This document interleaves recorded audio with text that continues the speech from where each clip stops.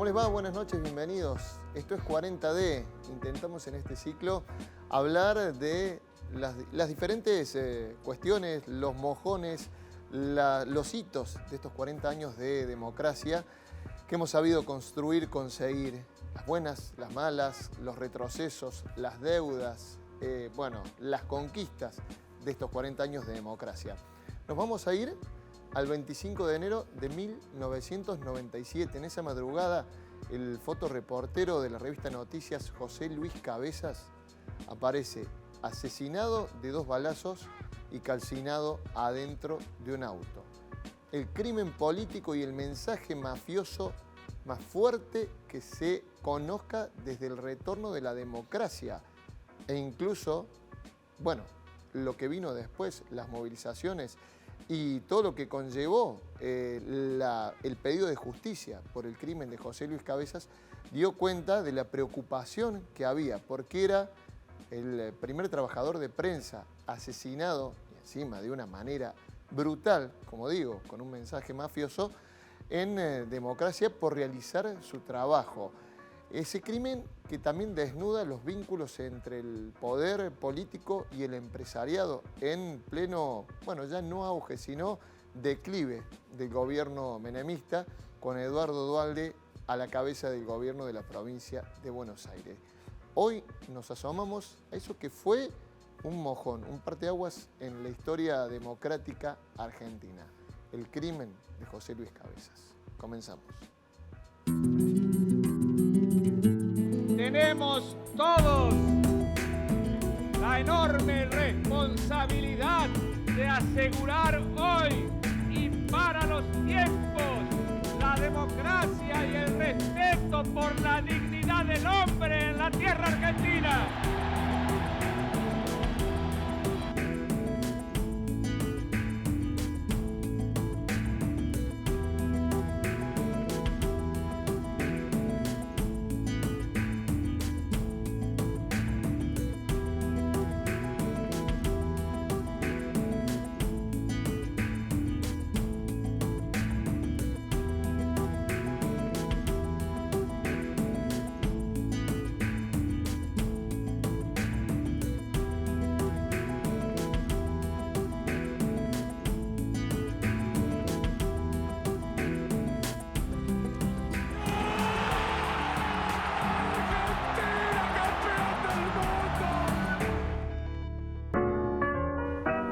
Y abrimos 40D con nuestros invitados, con los que vamos a charlar largo y tendido sobre esto que decimos fue el mensaje, crimen político y mensaje mafioso más terrible que se recordara desde la vuelta de la democracia con respecto a un trabajador de prensa que muere asesinado por cumplir su labor. Están acompañándonos hoy Julieta Almada, que es licenciada en Historia, Daniel Cáceres, que es fotógrafo, fotoreportero, y José Ángel Villalba, periodista, jubilado, retirado de La Voz del Interior, especializado en judiciales. ¿Cómo les va? Buenas noches. Gracias por estar aquí esta noche.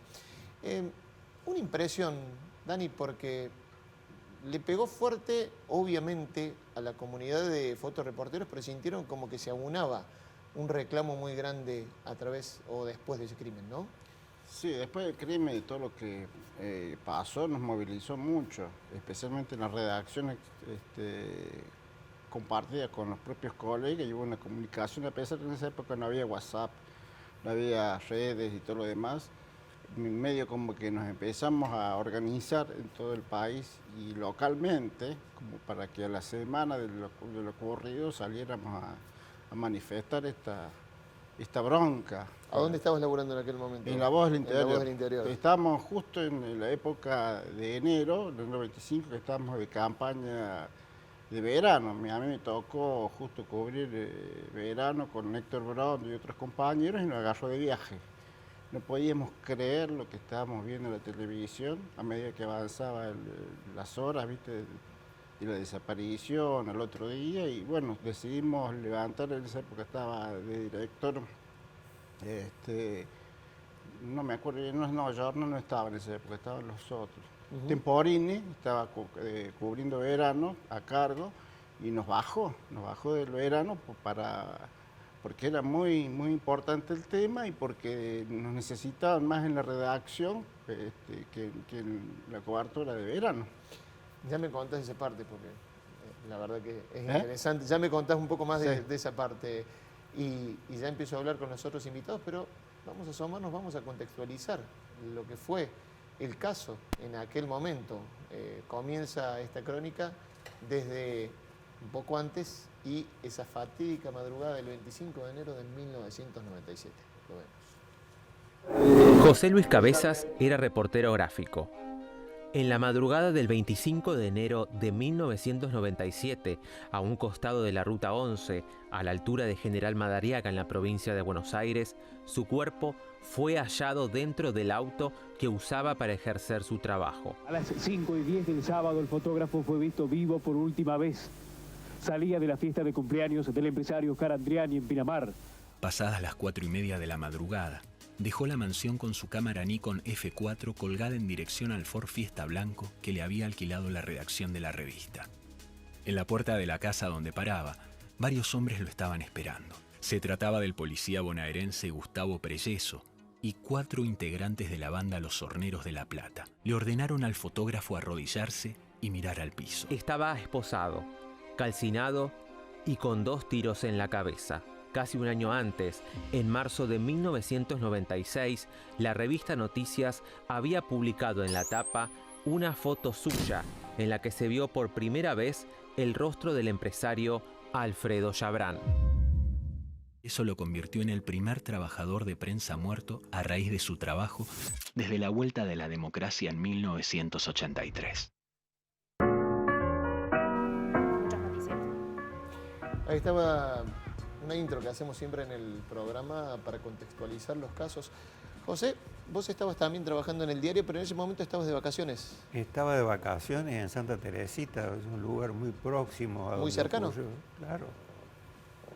Estaba con mi esposa y mis hijos en un alquilé un departamento, lo habitual del verano. Eran los últimos días prácticamente porque habíamos ido por la quincena. Y bueno, eso fue... ¿Cómo te pega eso? Yo creo que a todo el mundo fue una cosa realmente espantosa el efecto que tuvo, ¿no? Para colmo, uno después va conociendo a través de las informaciones lo que era un grupo prácticamente mafioso, donde se mezclaban gente de mal vivir y gente de la policía, tanto niveles bajos de cargo como niveles altos, en una maraña que no sé si alguna vez logró desentrañarse totalmente. Eso es lo que hablábamos recién, esto de, bueno, se juzgó el crimen, hubo condenas, hoy hay que decirlo, 26 años, no hay ninguno de los condenados en aquel juicio preso, uno por muerte, pero los otros están libres. ¿Y cómo contextualizar ese momento, Julieta? Ese momento de la Argentina de los 90, con todo lo que significa para los argentinos decir los 90. Bueno, me parece que en primer lugar hay que distinguir, ¿no? Que en esos 90 no significaron lo mismo para todos los argentinos y todas las argentinas. En primer lugar eso, porque quizás pensar también el lugar de Pinamar como lugar de veraneo, podríamos decir un espacio que suplió lo que antes era Punta del Este, por ejemplo, ¿no? Un lugar en donde empezaron a converger distintos sectores de las élites a ese veraneo quizás... donde se daba la rosca político-empresarial, digamos. Exactamente, ¿no? De los 90, sí. Pero por otro lado también tenemos una gran parte de la población en situación paupérrima, ¿no? Un crecimiento de la pobreza muy alto, la desocupación que alcanzaba el 20%. Recuerdo en 1994 que salió el primer libro, el libro blanco del empleo, ¿no? En donde empezaba a consolidarse esta idea justamente de la cuestión social en torno a la pobreza, a la indigencia, que hasta ese momento no parecía que Argentina no vivía esas caracterizaciones que son más propias de América Latina, ¿no? Eso, a ver, haciendo una caracterización socioeconómica, digo, en las demandas sociales, en los 90 también habían significado, era de impunidad con atentados, la Embajada de Israel a la Daya, la muerte del hijo del presidente, la muerte de María Soledad Morales, y esto, digamos, es como que hacía estallar también una visión de, bueno, hay impunidad para todo en este lugar, ¿no? Parecía, digo, daba esa impresión, digamos, entre tantas cosas de la impunidad en muchos sentidos. Sí, por cierto, yo creo que este caso fue la gota que rebasó el vaso, ¿no? A veces se suele pensar al crimen de José Luis Cabeza justamente como ese momento bisagra en donde la sociedad dijo hasta acá llegó este nivel de corrupción, este nivel de impunidad, y que se reflejó también en los resultados electorales posteriores, ¿no? Porque no debemos desconocer que al mismo tiempo había una disputa electoral en torno a la reelección, digamos, por parte de quien ese entonces era presidente, pero también grupos dentro del mismo peronismo que también tenían ansias de poder. Podríamos pensar el caso del mismo exministro de Economía entonces, Felipe Domingo Cavallo, y el mismo gobernador de entonces, de la provincia de Buenos Aires, ¿no? Eduardo Duhalde. Decías, Dani, recién, la manera en que, bueno, aunó a la comunidad de los fotoreporteros.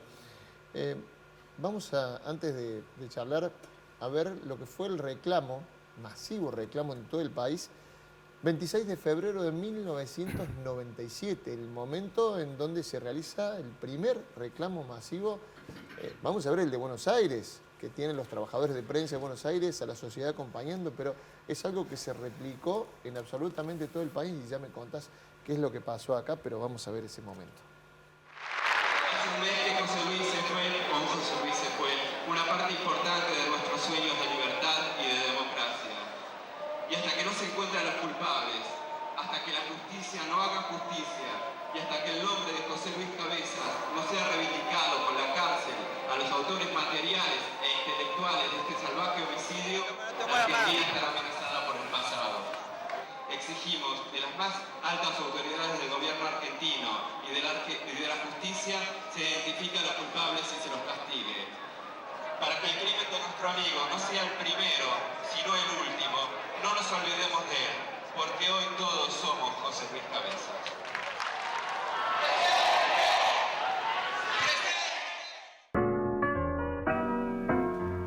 ¿Cómo fue aquí en Córdoba, Dani?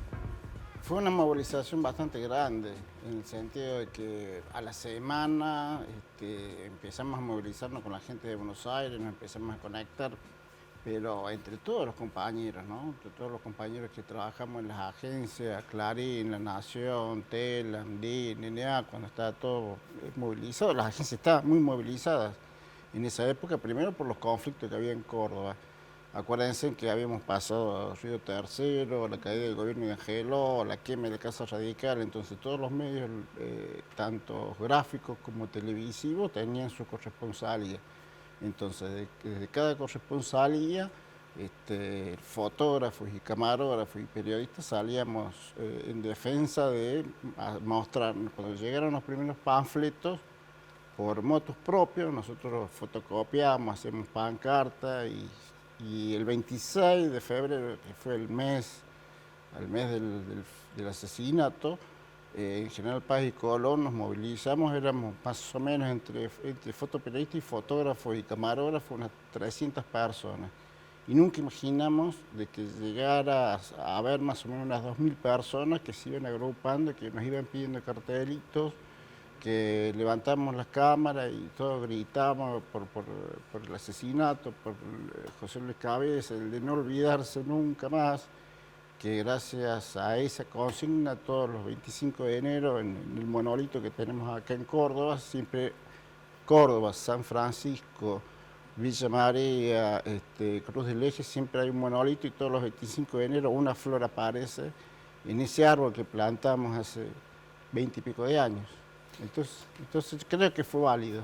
¿Te sorprendió? Vos dijiste que bueno, esperaban la convocatoria de los fotoreporteros, de los trabajadores de prensa, pero digo, entraste a ver alrededor y decías, mucha gente y se sí, sumaba. mucha gente, porque era como decía ella, de que la gente ya estaba movilizada, ya estaba como un poco cansada de todo lo que venía escuchando, de las mentiras, del asesinato, había una convulsión social, de la aparición de la pobreza, o sea, había motivación como, y esto creo que fue un momento bisagra, tanto como para la prensa argentina como para la sociedad toda. Recién enumerábamos algunos hechos de los años 90 y digo, creo que vos sumás uno también que se sume que le pegó muy de cerca a los cordobeses como símbolo de impunidad, que es la voladura de la fábrica de Río Tercero, ¿no? Digamos, hecho concreto bisagra también. ¿Qué pasa, José, cuando volvés al diario? Digo, se aboca mucha cobertura al tema, más allá de que, bueno, seguramente tu interés periodístico también estaba puesto ahí porque había movilizado mucho a la comunidad periodística, ¿no? En mi caso era personal porque en realidad el diario tenía sus corresponsales, tenía algunos enviados especiales, gente que, sobre todo del área política, que se encargaba de notas y todo eso, ¿no? Pero bueno, en general durante largo tiempo se estuvo manteniendo algo que había ocurrido y de tal gravedad que justificaba totalmente la atención del diario. ¿Qué te contaban los corresponsales que estaban allá? Calculo que también había diálogo. Digamos, sí, por supuesto, ellos mandaban los informes y era todo más o menos similar, en el sentido de lo que yo decía antes, de la cuestión de las ramificaciones, porque si algo, digamos, se abrió a partir de este asesinato, fue el descubrimiento de esa red que estaba destinada a robos, secuestros, en contra del turismo de la costa. Había sectores que era gente de muy buena posición y bueno, eran las principales víctimas.